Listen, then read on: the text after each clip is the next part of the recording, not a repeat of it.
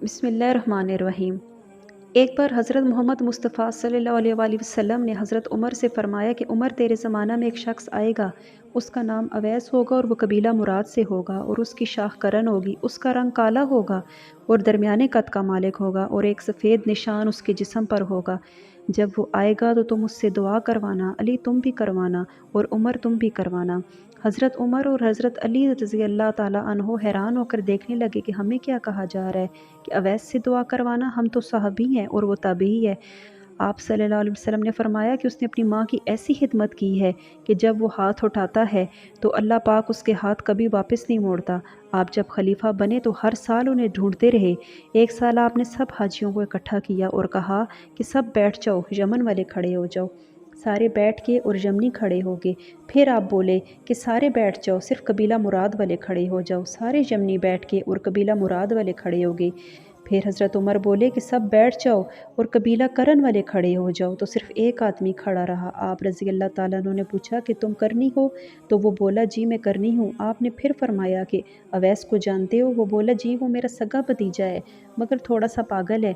ये सुनकर हज़रत उमर रोने लगे और बोले कि पागल वो तो नहीं, पागल तो तुम मुझे नज़र आते हो।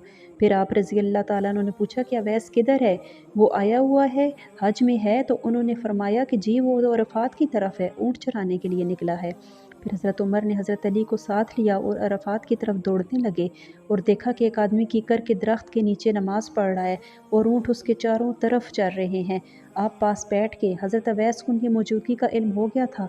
उन्होंने अपनी नमाज को मुख्तसर कर दिया और सलाम फेरा। हज़रत उमर ने पूछा कि कौन हो? हज़रत अवैस ने जवाब दिया कि मैं मज़दूर हूँ। फिर हज़रत उमर ने पूछा कि तेरा नाम क्या है? तो हज़रत अवैस रज़ी अल्लाह ताला अन्हु ने जवाब दिया कि अल्लाह का बंदा।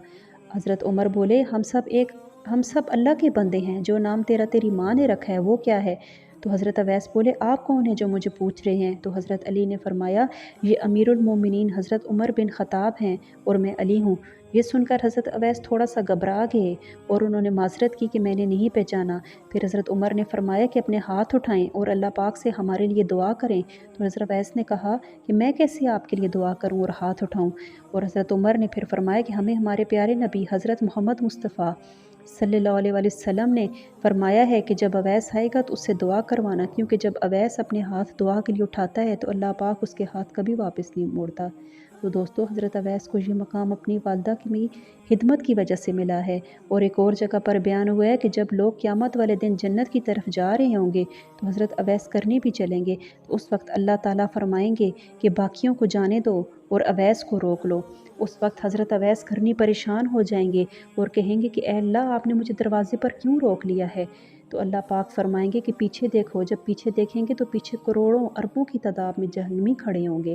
तो उस वक्त अल्लाह ताला फरमाएंगे कि अवैस, तेरी एक नेकी ने मुझे खुश किया है और वो है माँ की खिदमत।